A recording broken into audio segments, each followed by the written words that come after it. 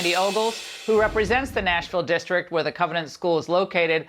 Congressman, they came after you about the picture, a holiday card, which was so ridiculous, so predictable. But would you demand tonight that Merrick Garland open a hate crimes investigation into this shooting? Yeah, actually, I've authored a letter to the DOJ asking that this be classified as a hate crime and be investigated as such. Look, Federal Code 18 USC 249A1. You know, if someone willfully causes bodily harm because of race, color, religion, it's a hate crime.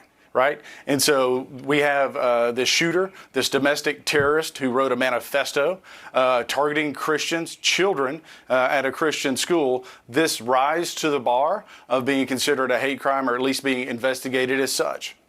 Well, CBS has decided it's not worth mentioning that the killer was transgender. According to the New York Post, CBS executives, Congressman, said the shooter's gender identity has not been confirmed by CBS News. We should avoid any mention of it, as it has no known relevance to the crime. Your reaction to that tonight, Congressman? Because I'm sure they'd do that if the killer was a member of the NRA or something.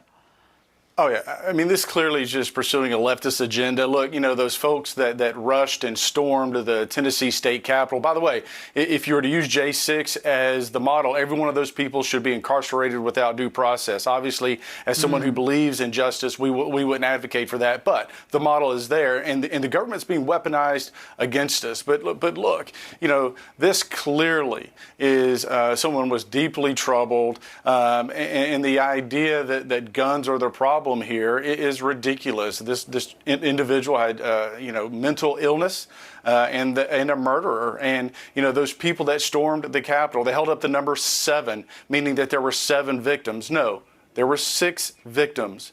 There was 1 murderer, and that murderer is a domestic terrorist. Well, I have to get your reaction to this statement from Senator Elizabeth Warren. Watch. I just can't tell you how frustrating this is. Our children die because there are Republicans in Congress who continue to insist that we can't put just basic safety measures in place. You don't see. Congressman, your response.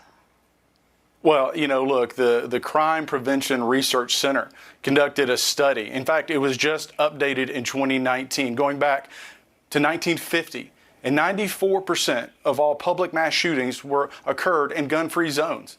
The answer isn't taking away guns.